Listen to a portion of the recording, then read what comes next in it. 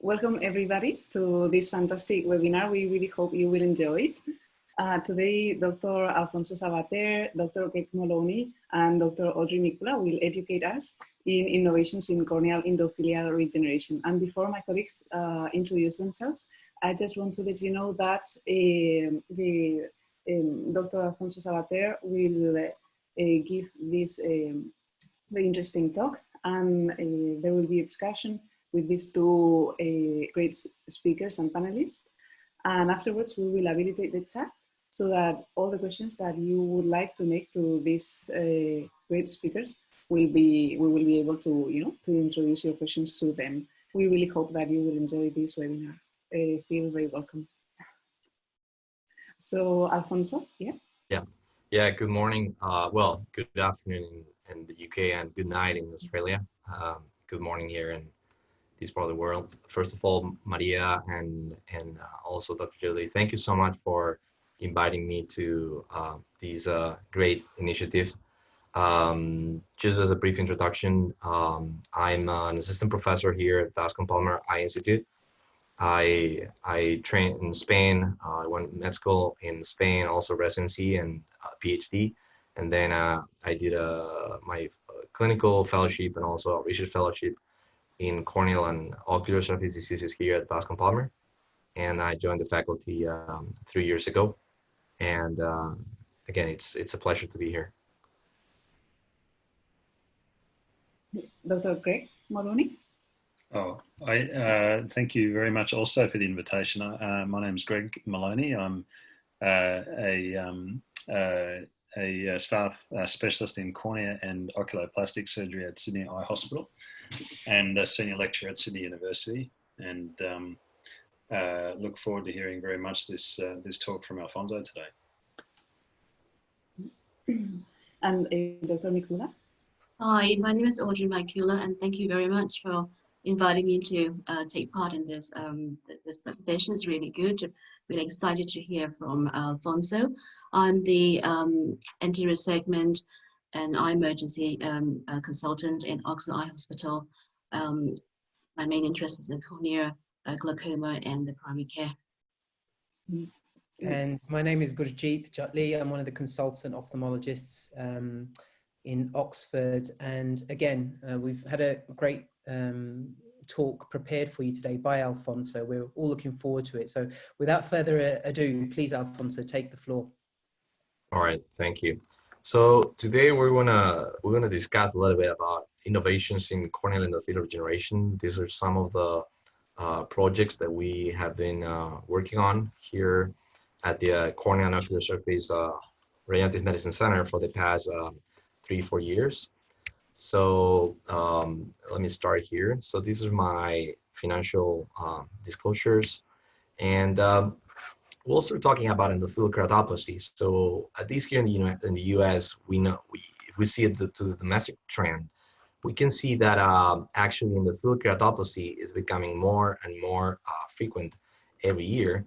And in particular, we can see how DMEK is actually growing as one of the most popular techniques, although still not as popular as DSEK and of course full thickness transplantation. And we know that this is something that will be more frequent as the population is aging, not only in the US, but also in other parts of the world.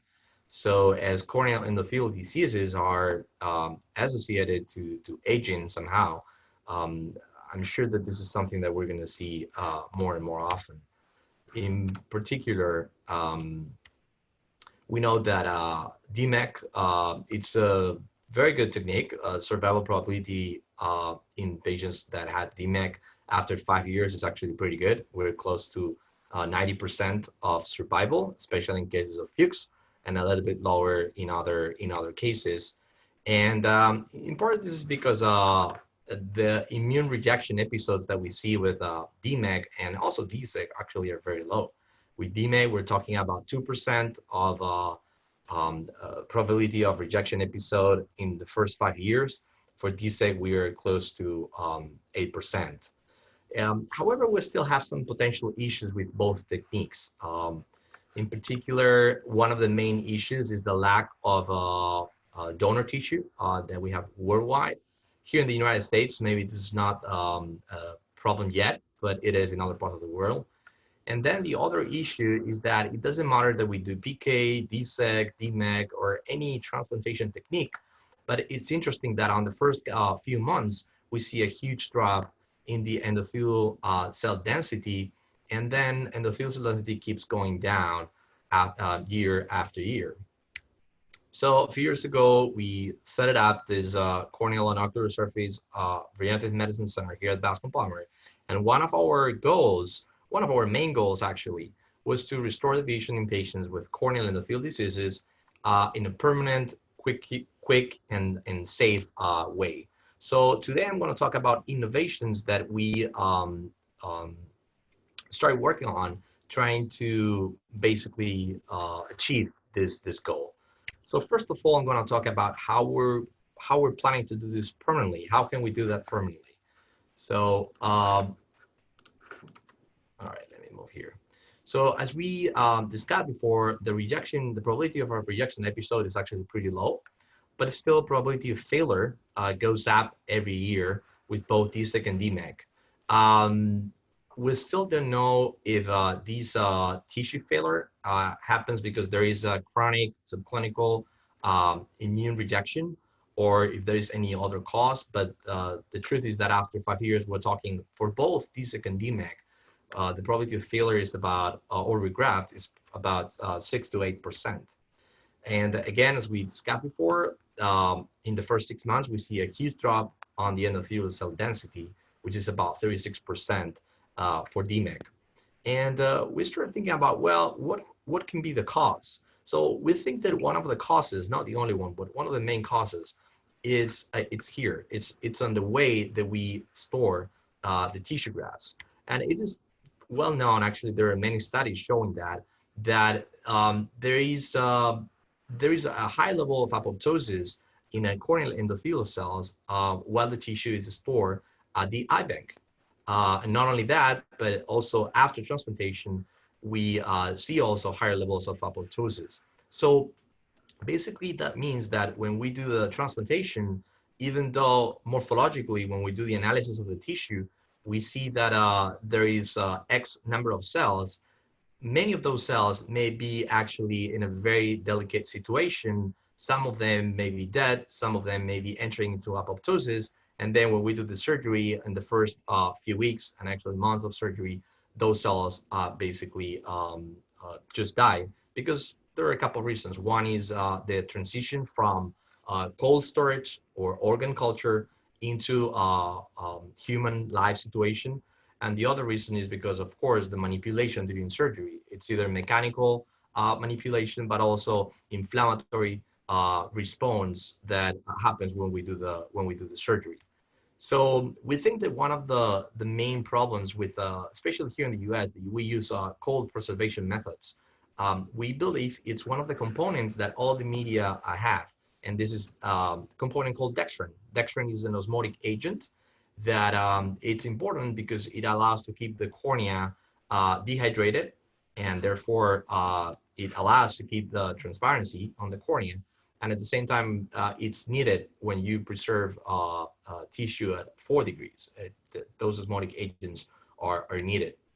Actually, it's interesting because this study that was published in 2017 actually showed that the concentration of dextran on the preservation media actually increases the damage to the endothelial cells. This is actually something that we also were able to see in some preliminary experiments that we did when we started all of this. We saw that actually when we took the endothelial cells from corneas that had been stored at 4 degrees for less than a week, so actually very fresh corneas, we saw that the apoptosis levels were actually pretty high. So we think that ideally the corneal graft should be preserved using media that in one side allows to maintain corneal endothelial cells in good shape, but also on the other side, it has to prevent corneal stromal swelling. So we have kind of like a compromise here because somehow an osmotic agent is needed. Dextran is one of the best osmotic agents, but at the same time, it may have some negative effects on the tissue.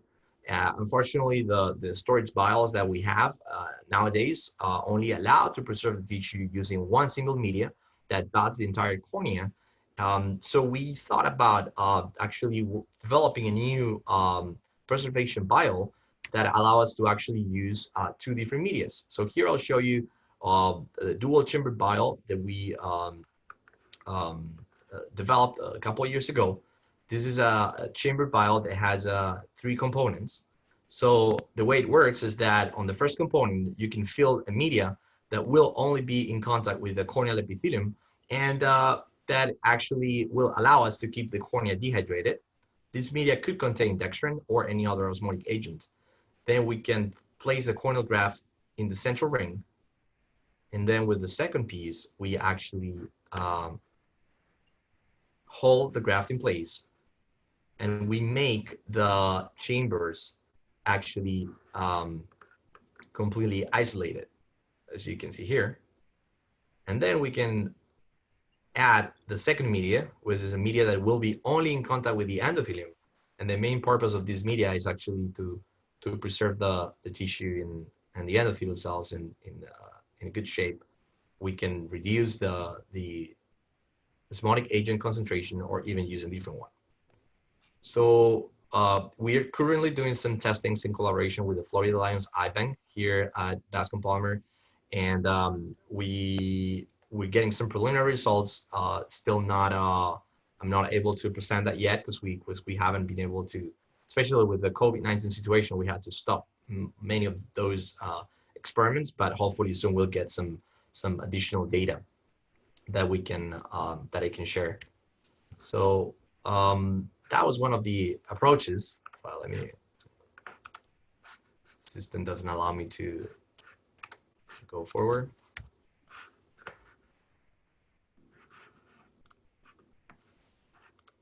I'm going to stop here. All right, there we go. Perfect. So that was one of the approaches, right? Working on the way that we preserve the tissue. But our other approach, which I will introduce now, was based on actually improving or helping the cells to survive the transplantation surgery. So a few years ago, we published this paper in IODS where we showed that actually activating the AKT pathway in combination with the SNAP2 pathway, endothelial cells were able to proliferate. AKT pathway, it's actually an intracellular molecular pathway that it's involved not only in proliferation, but also it inhibits apoptosis and also activates pro-survival genes. And so we start looking about how can we actually activate very efficiently this AKT pathway in corneal endothelial grafts. So we, if you see, if we look at this paper published in 2015, they actually use a fetal bovine serum to activate AKT pathway. Of course, fetal bovine serum contains a lot of growth factors, which are one of the main activators of this pathway. And very interestingly, you don't need a long incubation period to actually activate this pathway. Just 5 minutes, 10 minutes of incubation, it's enough. So we thought, well, that might be a good strategy, maybe incubating the corneal grafts right before surgery in a solution that contains a lot of growth factors, so we can help the cells to survive during the transplantation procedure. So especially we were thinking about something that we could do here in time zero, which would be intraoperatively. So of course we cannot use fetal bovine serum in a human surgery, but we can use something very similar that it's called activated plasma. Activated plasma, basically the way we do it is we draw blood, we spin it, and then once it's spinned, here you can see the column that it separates the plasma from the red blood cells. So we can take the plasma. Then what we do is we activate the plasma with calcium chloride.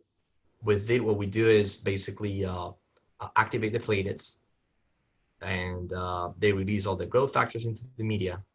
And at 37 degrees, just 15 minutes is usually enough to activate the plasma. So at first we did a very simple experiment. We took corneal grafts, we incubate them with these activated plasma for 15 minutes, 30 minutes, and 60 minutes, just to see how much time do they need how much time do we need to actually activate this AKT pathway. And it's interesting because just right after 50 minutes of incubation, we can see that the activation of the AKT pathway, it's already statistically significant against the control. We try to find the minimum time because, of course, this will be something that we would do in surgery. So we want to have the tissue, we want to have the plasma from the patient. Plasma can be collected before the surgery, could be collected actually weeks before surgery, and it could be preserved either frozen or at 4 degrees if it's less than a week. And then just the brief incubation of 15 minutes of the grafts would be enough to actually activate this pathway. The other thing that we want to look at is, okay, we're able to activate the pathway, but does it have any protection against the actually maybe stress or even basically against apoptosis? So we did a simple experiment too. We took the corneal grafts, we incubated them for 15 minutes, one of them in activated plasma, and then we used a very well-known model of oxidative stress that it's based on hydrogen peroxide. So we incubated these corneas in hydrogen peroxide, very low concentration for 24 hours. And we did the same thing with the contralateral pair, but in this case, we didn't expose these corneas to the plasma. So this is very interesting because if we look here at the graph, let me see, there you go. If we see here in the graph, you can see how when you incubate those corneas in hydrogen peroxide, the levels of apoptosis, looking at annexin 5, went up. And then those corneas that were incubated in plasma for just 15 minutes, you can see how the apoptosis levels were significantly down. But not only that, if we compare those corneas with just the corneas that were preserving Optisol, you can see that also there's a significant drop in the apoptosis levels. So that means that these could be potentially very effective, not only in helping the endothelial cells survive after surgery, but also those cells that maybe were kind of like damaged and entering into apoptosis before surgery, we could maybe also help them. Here we can see the same results, but with immunofluorescence. Also, we know that AKT pathway, it's involved in proliferation. So we also want to check if actually just 15 minutes of incubation of corneas in activated plasma could make the endothelial cells regenerate. And actually, as you can see here in this immunofluorescence picture, looking at Ki67, which is a proliferation marker, you can see how the cells, endothelial cells that were preserved in the serum-free media, there was no proliferation at all. Whereas those corneas that were exposed to PREF, we can see how some of the cells actually were entering into the cell cycle again. Alfonso, these are immunostains from which zone of the corneas? Say that again? These are immunostains from donor corneas. Endothelial cells. Yeah. Actually, this particular immunofluorescence was done, this is in vitro. The other data that I show here, all of this is actually I would say it's a flat mount staining on corneas. Mm-hmm. This one here, we did it in vitro. So what we did is we took endothelial cells, we expand them just to get some confluency, but it was actually only I think 50% confluency or even less. These are non-selectively harvested, just lysed off and then plated and stained. Is that right? That's correct. What we did is we incubated them in serum-free media for 48 hours. So what we do, we allow with that is actually to stop the cell cycle. We basically block the cells completely. Then we incubated one of the conditions with PRDF just for 15 minutes, and then we brought them again to serum-free media for also some time. I think it was like 24 hours. And then we stopped the process and check for the Ki67 staining. Mm-hmm. So right now we're planning to do a clinical study. We haven't started yet. but because of the COVID-19 situation, but hopefully after the summer, we'll do a pilot clinical study at the Bascom Institute in Colombia, in collaboration with Dr. Ernesto Otero and Dr. Carolina Mercado, who was one of my fellows here at Bascom Polymer for the past couple of years. She's now doing her residency here at Bascom Institute, but she was basically working on this project for those 2 years. So I'm going to stop here. This is basically in case any of you have any questions before I move into the other innovation. Alfonso, thank you very much for this a really beautifully explanation about how you isolate the cells, how you do the preservation, and how you optimize the preservation in there. The question I have is, when you have that innovated the dual chamber that you use, which is doing really well, can that be also used for the cornea grafts and organ culture? Yeah, that's a very good question. So what happens with organ culture tissue is that nowadays we preserve them. We preserve these corneal grafts in a media that doesn't contain dextran because we don't need it during the organ preservation process. But before surgery, those grafts have to be placed in a media that actually contains dextran before surgery, because we want to basically bring these corneas back to their standard thickness. So definitely these grafts, these chambers could be used also for organ culture. Some modifications will have to be done. One of them is that actually you may need to leave the bile open to allow for CO2 exchange on the endothelial side. And the other thing is that yes, you could actually keep maybe one of the medias with an osmotic agent on the bottom chamber, so that would keep the cornea with its original thickness, and at the same time, yes, you could use the media to preserve the endothelial cells. So how long do you keep the endothelial side in contact with air, or does it have to be within the media? It has to be within the media. So the way we're doing it, actually, the recovery technicians, they are doing it already with real donors.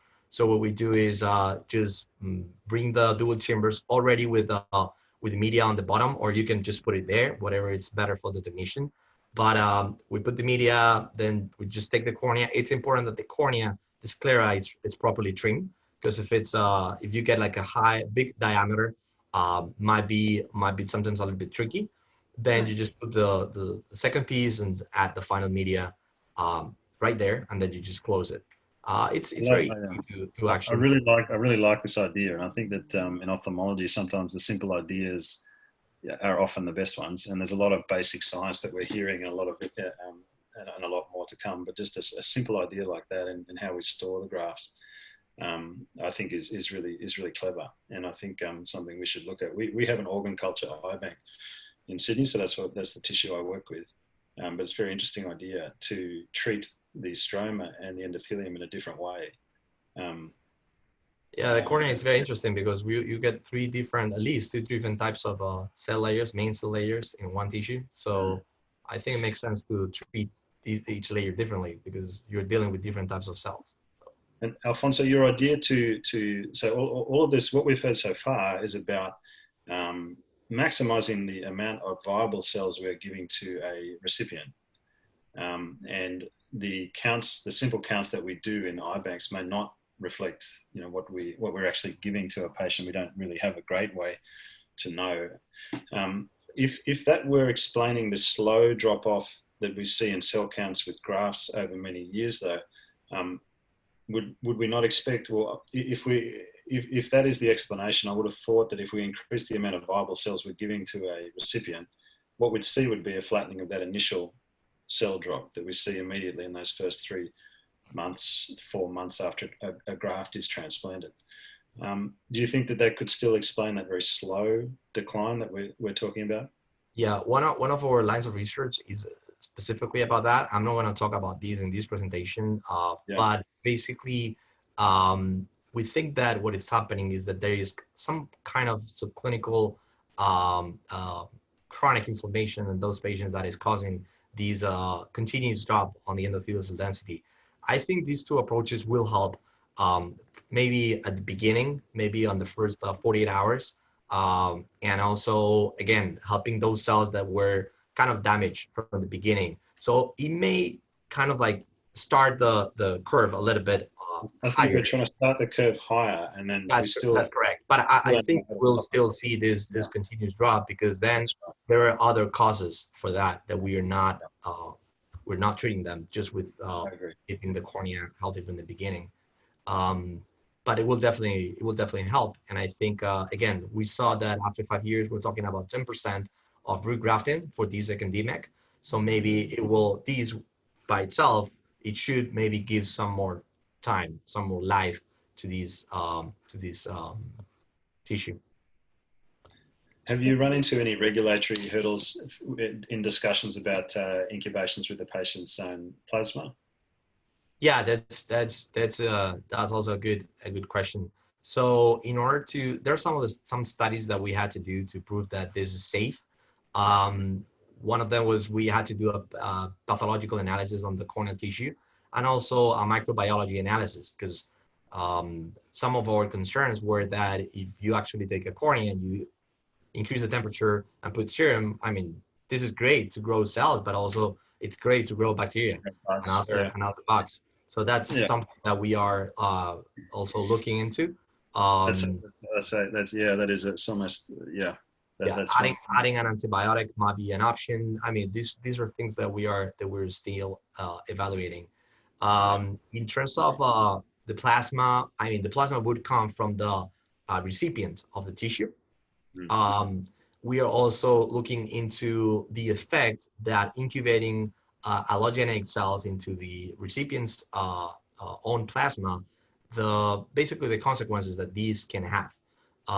There is some studies showing that these are actually pretty old studies, but they showed that when you incubate cornea in plasma, or in the recipient's plasma, for a long time, not for 15 minutes, those studies were done incubating the tissue for a long time, actually that also had an effect in terms of the rejection, or the immune rejection. It's kind of like you make the cornea more, I would say, to accept better the recipient, or the recipient would accept better the cornea. But again, those are things that we haven't looked into that yet. I might let you could carry on. I'm sorry to interrupt there, but I'm keen to hear the rest of the. No worries. So perfect. So we're now going to move on to the next approach. Here we're going to look into how we're planning to do this quickly. With quickly, I mean that I don't want patients to be waiting for a donor to be able to have their corneal transplant done, right? So let me move forward here. All right. So again, as I mentioned before, our lab has been looking into different approaches, not only to improve the quality of the grafts, but also into also develop kind of like a cell therapy technique to replace the endothelium in these patients. We are all familiar with these great studies published by Dr. Kinoshita, where he has been already doing clinical trials using these endothelial cell injection method with very promising results. Our lab developed our own expansion media for endothelial cells that proved to work pretty well. And we actually had some experience at the beginning also with endothelial cell injection, following the same technique that Kinoshita is currently using. Basically, we injected endothelial cells inside the rabbit's eye, then we just kept the rabbits looking down for a few hours. And actually, we were able to see that, yes, these cells do attach to the cornea, and there's an improvement after a few days. We know that rabbit is not the best model for these type of studies, but at least we could see a difference between the treated and non-treated rabbits. However, we still found some potential issues with this cell injection technique. And the main issue, and I think for people listening, you might want to explain why rabbits have an asterisk over them.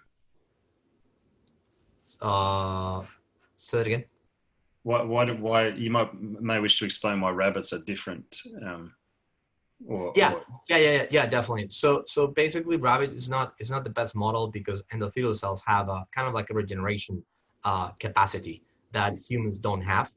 So even though it's not the best model because of that, it's good as long as you can compare between two groups. And for short-term studies, maybe less than a month, might be useful. If you're looking at long-term studies, may not be that useful because at the end, the endothelial cells will regenerate and may go up to the same level as the controls.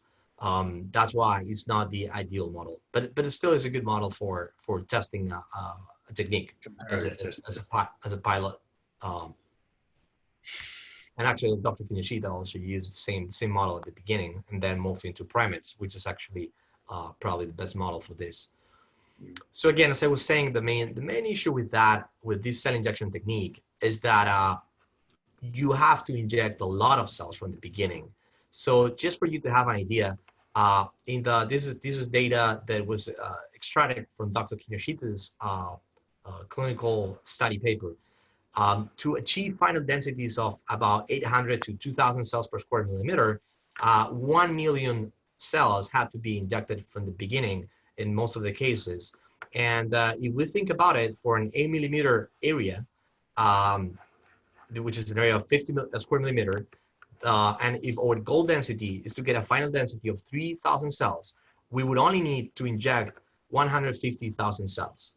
So basically, we are injecting 6 times more the number of cells that actually the patient needs. And this is the same thing we also saw with when we did the experiments at the beginning. So my two main concerns are, one, that a very high number of cells has to be injected. So this technique, I'm not sure if it's really efficient. And the second thing is that some of those cells, where do they go? They may attach maybe on the lens, on the iris, trabecular meshwork. They may just destroy by themselves and don't cause any problem. Actually, Dr. Kinoshita showed that there were no complications, but still, we were talking about only a few cases. So that's my main concern. Other problems that you can have with the cell injection technique is that actually the cells take some time to attach and take some time to start working. They have to form the monolayer, start pumping out the water from the cornea.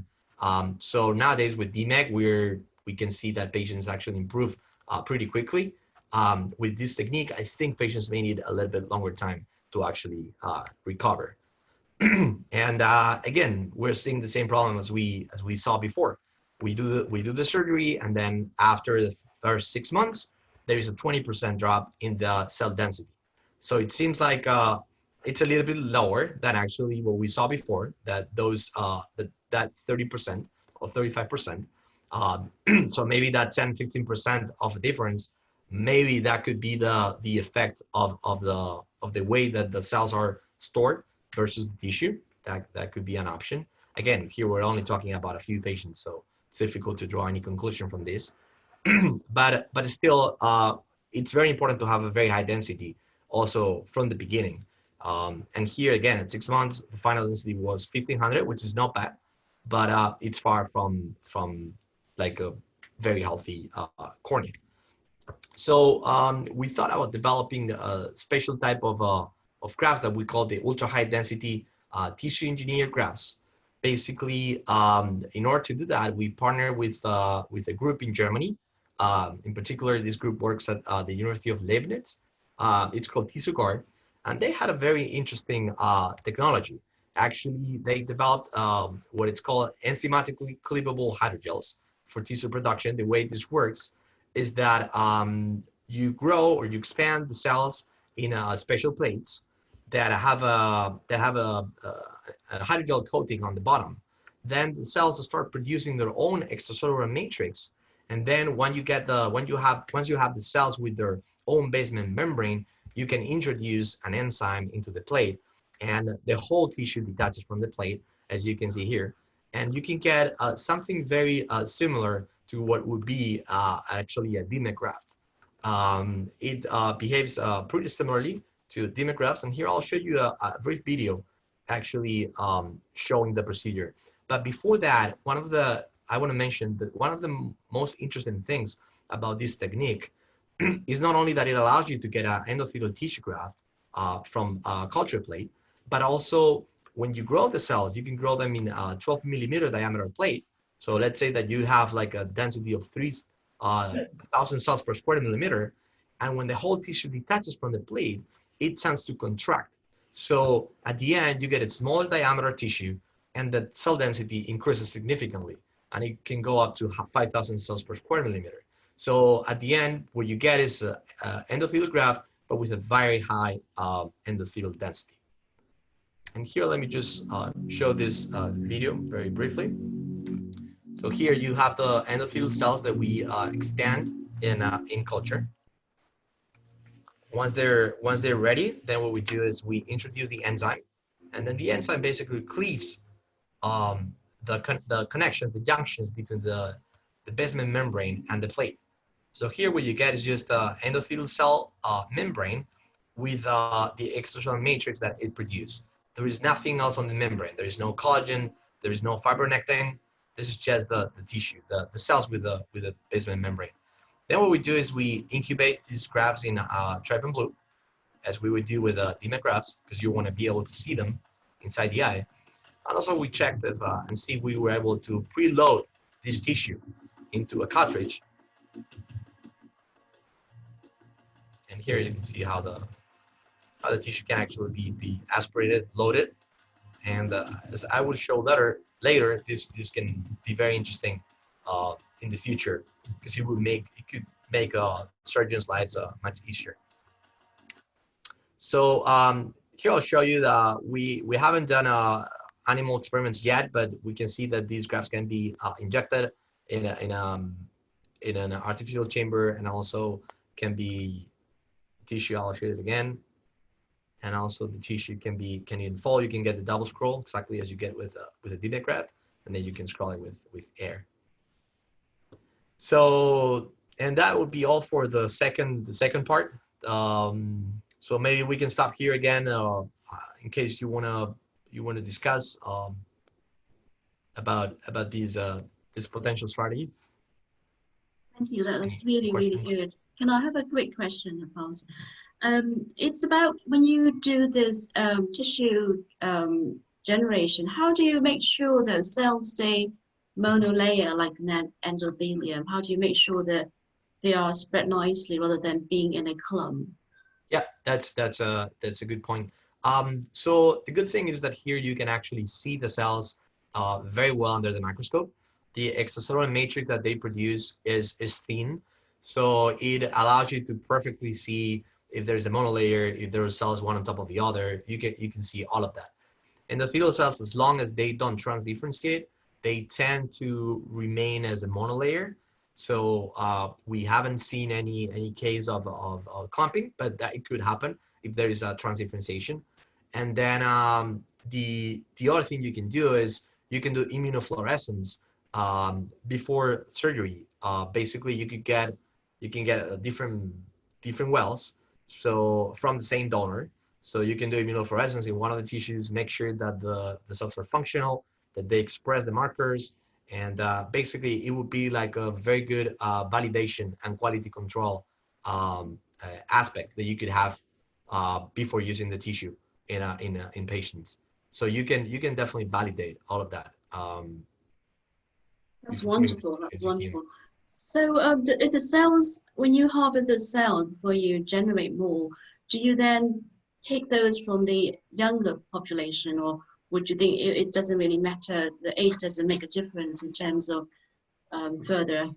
Oh yeah, it definitely matters, and that's one of the good things also about these cell therapy techniques, is that you can select young donors, and those cells, we know that they proliferate better and they also do better when we expand them in vitro. So yes, definitely you can select young donors, expand those cells, and just use tissue from young patients.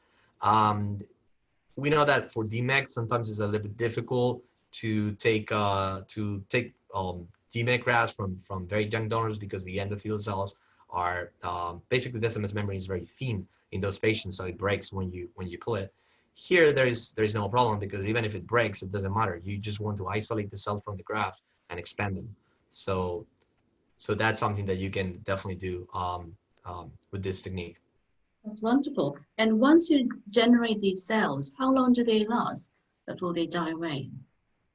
Yeah, so usually we take from one cornea from a donor, one full cornea. These are corneas that we have used. These were corneas that were not viable for clinical use, corneas for research. So from one cornea, we could take cells to be able to generate 4 different grafts in passage 0. That means that just taking the cells and putting them into the plate, waiting until they grow. They take around 15 days to reach confluency. And in those 15 days, you can get, again, 4 grafts. Right now, we are using cells from passage 1. And if that is the case, then you can get up to 16 corneas using the same technique. How many you passages are you managing? I'm sorry. Say that again? How many passages are you managing on average, would you say, Alfonso? You can passage those cells a few times. I mean, in our hands, we have not been able to keep a very nice morphology after 3 passages. And for these type of techniques, I mean, I think that if you can get 16 corneas from one cornea, I think that's already a good improvement. So I wouldn't use cells that have gone more than maybe 1 passage. And the reason is because cells, they tend to start like changing their phenotype and their genotype as they're growing, as they're proliferating. Those cells they were designed to be in G0, basically not to proliferate. So if you make them proliferate, you can definitely grow them, but at some point they will start transforming into something else. And that's what we don't want. We have, in our culture method, we have 2 phases in growth. One of them is the expansion phase, where we make the cells proliferate. And then we have to keep the cells for about a week in a different media that basically allows the cells to go back to where they were initially. Because we know that some of the markers in those cells may be affected due to the expansion phase. One of the we would all love to use the youngest possible tissue for a recipient, balanced against the tragedy of having a young donor. But one of the reasons that DMEC tissue in young we can't do that is because of the tightness and the elasticity is too great of the basement membrane, and actually manipulating that tissue in the eye becomes harder and harder and harder the younger the graft in DMEC is. I saw the video there, looked really outstanding, and this idea is fantastic. How hard is it to unscroll the tissue that you're creating from a double scroll into a flat graft, and how are you checking the orientation is correct? Yeah, actually, so far what we have seen is that these grafts, they do not fold the same way that DMEC grafts fold. These grafts, they fold with the endothelial cells in the inside instead of on the outside. So that's one of the aspects. The second aspect is that these grafts you saw in the video, they don't have like a very tight scrolling. They scroll, you can get the double scroll, but it's much looser than what we can see with DMEC grafts. And then regarding the third question about the orientation, we think orientation matters because actually when these cells are grown in culture, they already have a polarity. They are producing the matrix on the bottom, and we think that there must be relevant. There has to be relevant, the orientation. However, here we cannot, I mean, so far we haven't been able to actually stain the tissue like we do with DMEC, that sometimes we put like an S stamp so we know the orientation. So here we thought about actually doing a couple of cuts on the periphery to be like a clock hours to be able to tell what is the final orientation of the tissue. I'm not sure if you're familiar with this type of cutting technique. Basically, you just cut on one side, and then two cats there. So you just need to follow the clock hours. This can be there can be beautiful science and beautiful lab work and very elegant work done. And then if a graft goes into an eye with chronic bullous keratopathy and you can't see what's going on, things get very challenging very quickly, and the surgeon starts to sweat. Yeah, and this tissue is definitely more delicate than DMEC. Yeah. I mean, you can manipulate it, you can put an air bubble, but it's definitely more delicate. It will break easily if you pull from the tissue, or if you like inject very strong like PSAs inside the eye. You can definitely disrupt the membrane. Of course, there are ways you can increase the resistance of the tissue. One of the ways is just by leaving the cells a little bit longer in culture. The longer you leave them, the stronger the extracellular matrix you will have, and the stronger the tissue will be. You can also use some factors to actually make the cells secrete more extracellular matrix. Those are things that we are evaluating, and those things can make the tissue more resistant. But still, I think tissue will be kind of like a little bit more delicate than human tissue. More delicate than a DMEC scares me a little bit, but let's wait and see. Yeah, definitely. All right, so maybe we can just move forward to talk about how we're going to do this safely, right? Which is what we were just discussing now, how to manipulate this tissue safely, or it could be also DMEC tissue. So we're all familiar with these videos where you inject tissue and then it goes out of the eye, or actually goes below the iris, things like that. And the main problem is that with the injections that we have nowadays, sometimes it's kind of difficult to actually inject the tissue slowly and put it where you want. Again, it's just a syringe, works with pressure, and sometimes it's not easy to control. So we came out with these new injector that if everything goes well and COVID-19 allows, we're planning to start doing our first human studies after the summer. This is a special injector that has some particular aspects. The first aspect is that instead of being like a syringe, it has a rotating plunger. So here you will be able to control the way you insert the tissue, exactly as you do with ICL or intraocular lens injectors. We actually already have tried some of the prototypes here in the lab, and it works very nicely. The other thing is that you will have an angle tip at the end. This is very useful because sometimes when you're doing surgery, you really want to have the cartridge just parallel to the iris because you want to avoid, right, pointing towards the iris and getting the tissue under the iris, or even like hitting the iris surface. And because of the position during surgery, sometimes it's kind of difficult. So we think that this angle tip will also help us to actually insert the tissue on the orientation and that we want. And then the most important difference here is the cartridge. So the cartridge, we were thinking about different ways to actually decrease the friction between the tissue and the surface of the cartridge. So we came out with these plastic cartridges that have a nanoceramic coating. This is the same type of coatings that cardiac catheters have.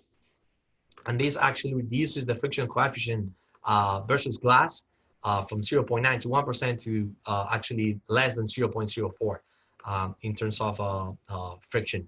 So we think that this is a very interesting approach to actually decrease the damage that the tissue suffers when it goes through the injector, especially through the tip. Here we're using a tip that has a diameter of 2 millimeters. So it should be able to go through a 2.2 millimeter incision. And that's why we were very interested also on reducing the friction as much as possible. So that's one of the things that we came at. This is the injector. And then the other thing that would come together with the injector as a kit is a transport chamber. So we found out that actually it's kind of challenging sometimes to manipulate the cartridge when it has a tissue inside. Here we're always thinking about preloaded tissue because This is kind of like, we think the easiest way, the fastest way. So the way we are conceiving this is to have the cartridge with the tissue inside, either the DMEC or the tissue engineered grafts. That cartridge will be loaded in this transport chamber. And as you can see here on the eyelid has actually a blocking, like stopping mechanism. So when you close the eyelid, not the eyelid, the lid of the chamber, that stopper basically goes into here. So it doesn't allow the tissue to come out. It still has some openings to allow the media to flow through the cartridge, but the tissue cannot come out. So then when you get the transport chamber with the tissue, the only thing you have to do is actually just leave the lid and then just plug the syringe in here. As you can see here, the cartridge has an angled tip. So also this was designed in a way that you can actually connect the syringe into the cartridge without having to manipulate the cartridge itself. You don't have to take it out from here. You can just bring the syringe here, and as the angle is tip, as the tip is angled, you can just plug it inside, and then you just pull it out from the chamber. So we think this can be a very easy way to deliver the tissue. Also, the cartridge has a little cup at the end. It's a plastic cup that you can remove once the cartridge is out of the chamber. The other thing that it's interesting about these transport chambers is that it's the media that you use to actually transport the tissue. So we discussed before that dextran might not be ideal for the endothelial cell viability. We know that it's needed if you want to preserve transparency, but in these cases, it's not that relevant because here we don't have stroma. Here we just have a endothelial cell layer. So we are also developing a new preservation media for these DMEC grafts. It's a media that we didn't invent it. We just, what we did is we took media that it's already FDA approved for other applications for other type of organs. And what we did is modify it a little bit in collaboration with the company that makes the media to make it more suitable for these application. Again, this transport chamber, we're planning to bring it together with the injector, hopefully by the end of the summer, if everything goes well. And in summary, these are the innovations that we discussed. So dual chamber here in between would have the plasma, the tissue engineered grafts, the preservation chamber, and then finally the injector. And all of these could come together in one. Basically, it's all for the same indication. So dual chamber vial could be used to get the corneas that you're going to use to grow the cells, because we know that endothelial cells will be better preserved. Then from here, you would go into the cartridge inside the chamber, and from here you will go into the OR, where you will take your injector and put the tissue inside the eye. So in summary, this is all I wanted to share with you today. And again, thank you. And I don't know if you want to ask any questions about these last inventions.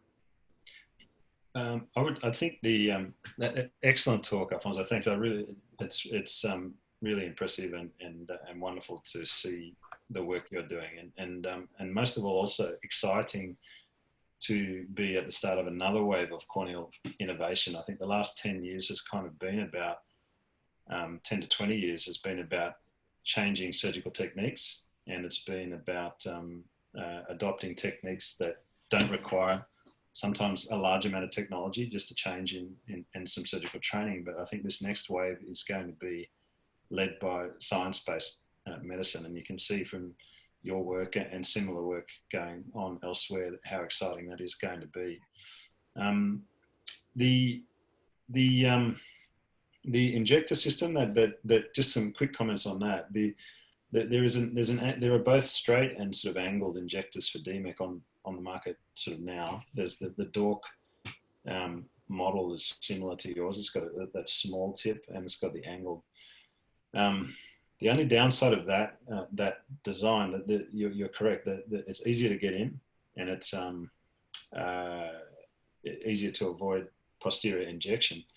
But you do sacrifice the easy ability to, for instance, once it's drawn up in the syringe, to confirm the orientation.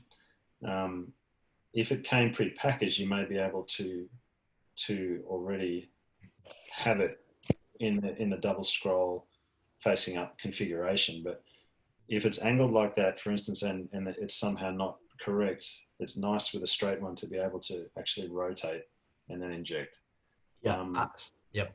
So yeah, that's a very good point. So the way the way the cartridge is connected into the injector itself actually allows you to rotate the cartridge, not the injector but the cartridge. You can rotate it minimally. We have done it here, and there is no problem with losing vacuum or anything, because there is a long piece of injector that goes into the cartridge. Not very long, but enough to actually preserve the vacuum. So you can rotate a little bit the cartridge once it's plugged into the injector. Your that rotation is slowly advancing an injector, a plunger, is that right? No, I'm talking about rotating the cartridge, not rotating not rotating the plunger, but the cartridge itself. Mm-hmm.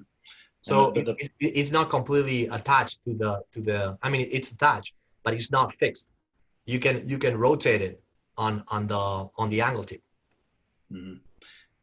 And when you actually are going to the eye, when you're thinking you're going to the eye to put that in, to inject the DMET graft or the tissue engineered graft, there's a rotational force to advance a stopper to push the fluid in, yeah? Yes, you can. There is, well, we had to play a lot with the distance of the threads, of the thread basically structure, to allow you to be able to control the way you introduce the tissue, but also at some point you may want to give like a quick flush, right? So if you rotate a little bit faster, it will actually inject the tissue also a little bit faster. So sometimes that's what you need, yeah. You should have some control. But again, once we start, like, because right now what we have been doing is we've been playing with prototypes, and that's what we had to do many iterations until we get to the final design, but we haven't been able to actually play with the final polymer and the final injector. We are now in the process of manufacturing. So once we have the final device, we may be able to give more details. But so far, yeah, we have been able to play with these prototypes, and it seems to work pretty nicely. I think one of the other questions that I think you have as a surgeon when you see all this sort of science emerge is the actual act of doing the operation. What's important now? What's important to do to the patient to prepare that cornea to receive a cell suspension? And do you have any thoughts on that? Yeah, I think that if we're talking about cell injection and not cell injection itself wouldn't require a surgical procedure, because we're talking about just cell injection. I think cases of Fuchs, where you have good cells, you may need to remove that SMS membrane. So those patients may need maybe an actual surgical procedure. Patients that have a bullous keratopathy, I have seen some studies showing that you can actually remove the endothelial cells from the cornea with laser, in particular with JAK laser. If you shoot right behind the cornea, you may be able to disrupt the endothelial cells and remove them. And then you could, in theory, inject the endothelial cells. I think something has to be done, because cells don't like to be attached on top of cells. You need some kind of a acellular membrane so that the endothelials that you inject actually attach into the cornea. So it's either laser, it's either just a scraping of the cells. Some of the things that we were doing at the beginning when we started was cryotherapy. So it is well known that if you use a cryoprobe on the surface of the cornea, that causes an endothelial ulcer on the back. The problem is that, of course, you also create an epithelial ulcer, and sometimes if you do too much, you can get a corneal scar. But there are different ways you can actually detach the endothelial cells from the external side of the eye that could be useful for these cell suspension techniques, cell injection techniques. But somehow, I think you have to remove the endothelial cells before putting new cells. What we have found in Sydney is that if you're trying to, so we're working on this on the on surgeries without cell suspensions, without cell addition, but just removal of guettata, removal of Descemet's membrane. And the active surgical trauma that you create there seems to be important to the ultimate viability of whatever endothelial cells are trying to grow on that surface. And there, as we all know, it's easy to get, not easy, but it's possible to get endothelial cells to grow, but to keep them from undergoing EMT and transforming into some non-favorable type of cell is the trick. And I think we're going to find there's going to have to be some advancement in both surgical technique to receive these cultured products, as well as the development of the cultured products and how we give them to patients. But it's going to be exciting to see, you know, what eventuates. Definitely, yeah. With BWEC technique, I'm not sure if what is happening is that actually the cells are proliferating, or that what is happening is that the cells are migrating from the periphery to the center. Because actually, I think when you do this procedure in a patient that doesn't have a very high density on the periphery, the results are not that good. You need a high density on the periphery so that actually that population of cells can recover the central wound. I think endothelial cells, they don't like to be isolated. They can proliferate, but if they are like alone in a huge area, I don't think they do well. So other strategies that could work would be, if you want to increase the cell density, would actually be to selectively remove a small patches of endothelial cells on the cornea versus doing like a huge central damage. That's something that we have been exploring also in the past as a strategy to actually improve cell density. Because the same idea occurred to me as well. I mean, if you have the what we know about what the native corneal endothelial cell population, that it can proliferate a little bit, mostly in the periphery, mostly in young patients. But those Chi67 stains that you showed there, even when you in vitro try your best to provide growth factors and other things, it's pretty sparse mitotic staining that you see. This is not it may not be every cell that can do this, it may only be some, and you may lose some of those cells as you get older.